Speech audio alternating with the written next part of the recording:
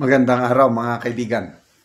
Pag-usapan natin ngayon, bigyan ng reaksyon itong post ni Teo Moreno at saka article ng News 5 tungkol ito sa wise move ni Senator Alan Peter Cayetano at saka ni Senator Chase Escudero para matapos na ang sigalot debate tungkol sa impeachment case ni VP Sara.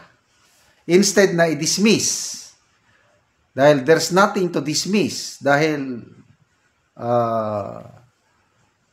null and void yung impeachment complaint, i-archive na lang.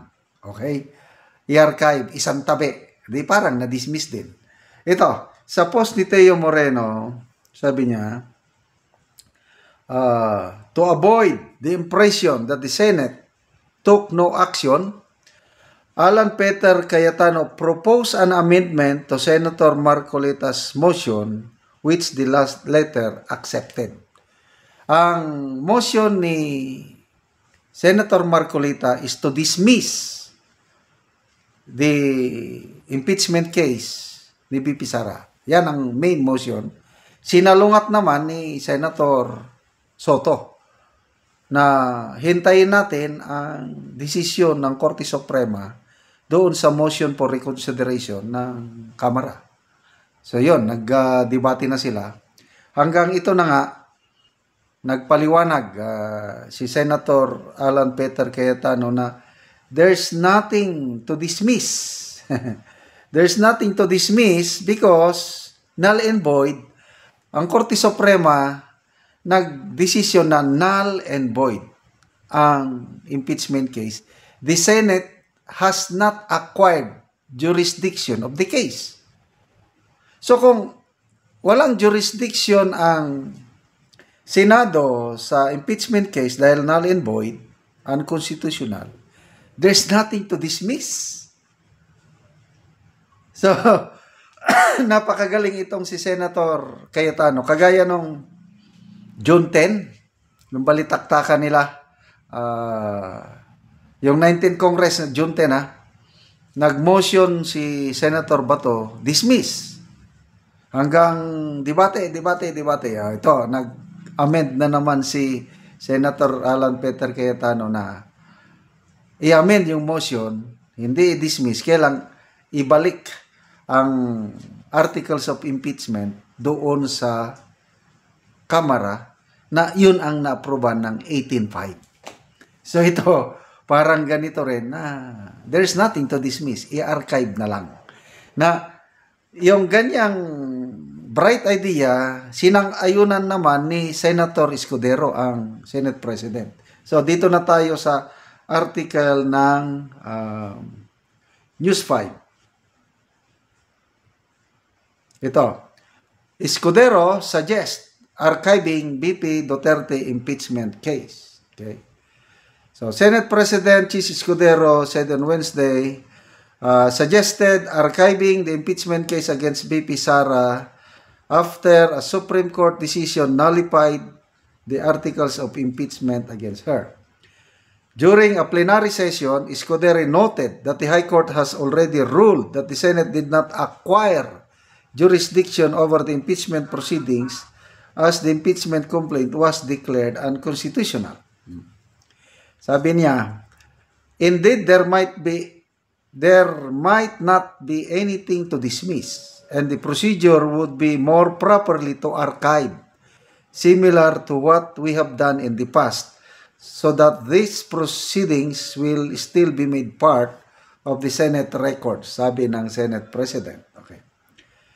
But the Senate President said they will cross that bridge once the Senate votes on whether to dismiss the impeachment case.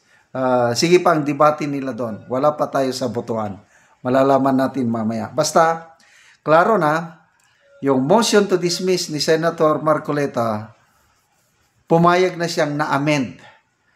No more dismissal but archive. Okay. So ano ba yung archive? Isinantabi lang. Okay. The previous time that the Senate archived an impeachment case was with the trial of former Ombudsman Mercedes Gutierrez who resigned before the proceedings. So, yon. na-archive. Sinantabi lang, inilagay sa aparador. Kasi nag-resign na eh.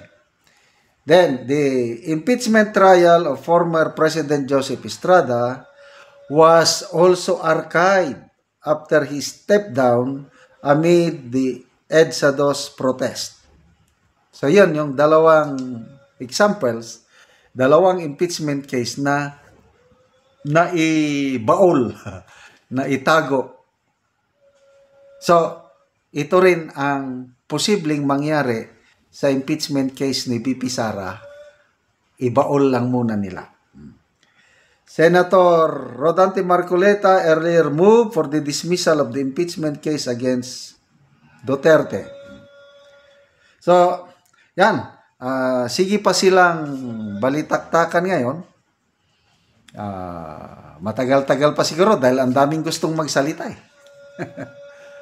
So, hintayin lang natin. Palagay ko, ito na ang pinaka-the best solution. Archive. Kasi, kung dismiss, parang totally nawala na. So, hindi papayag ang marami. Kaya lang, archive, nandyan pa rin yung nandyan pa rin yung impeachment case. Para in kaso, okay, granting lang na i-reverse ng Supreme Court yung unanimous decision nila. Kasi, aksyonan nila yung motion for reconsideration. Granting na sasabihin ng Korte Suprema na tuloy ang impeachment dahil yun na, binaliktad. Walang na-violate na provision sa Constitution. Granting na ganun nga ang desisyon. O dahil nakatago lang, sige, ilabas ulit. Then, ituloy ang trial. So, yun po ang mga kaganapan sa Senado na kung saan, ulitin ko, namamayagpag ang talino. Bilib po ako itong dalawang abogado, Senator Marcoleta and Senator Alan Peter Cayetano. Dito naman sa kabilang side, ang mga nagsasalita palagi, sina Senator Soto, Lacson, Hontiveros, Kiko Pangilinan. Yung iba hindi ko pa naririnig. I think nagsalita na rin si Senator Bamakino. So, salamat mga kaibigan sa inyong pagsubaybay sa ating channel. Nakakatulong kayo ng malaki sa tribong talandig ng Bukidnon dahil ang sweldo natin sa channel na ito is pantulong natin sa tribo. Namimigay tayo ng mga libreng yero at pako para makapagpatayo naman sila ng mas maayos na tirahan. Panoorin nyo ang video na ito. Si nanay matagaan og yero nga mag-atop na siya karon.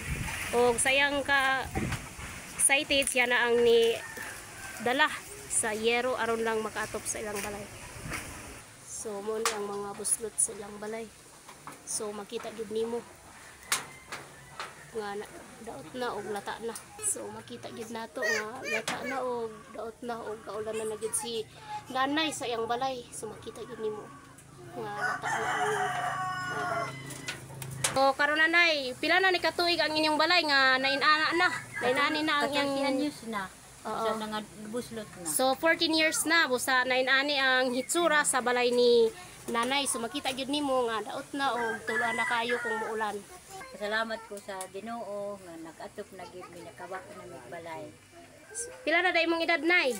Ko ana 57. So 57. So si nanay 57 na og mo ni ang ilang balay nga lata na og ilisana na og yero nga napasalamat siya nga natagaan siya og yero nga makaatop na gyud siya karon. So tanaw na to kay nag-atop na sila og ilang kuwaon ang yero. So si tatay ang magkuha sa yero kay lang karungon ang ilang balay.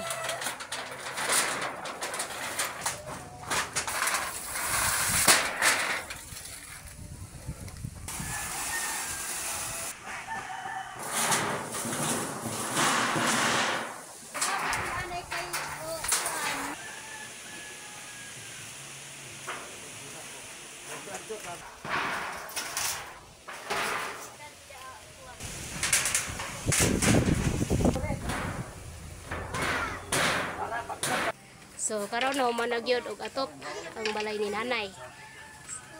So makita gid nato nga nahuman na.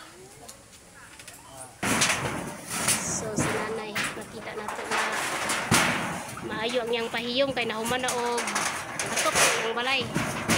Salamat sa Ginoo nga nakamanagid mi karon nakahumang gid mi nakaatop sa inyong gipanghatag na among kalisod karon pag gid mi nakaatop. Sige nay.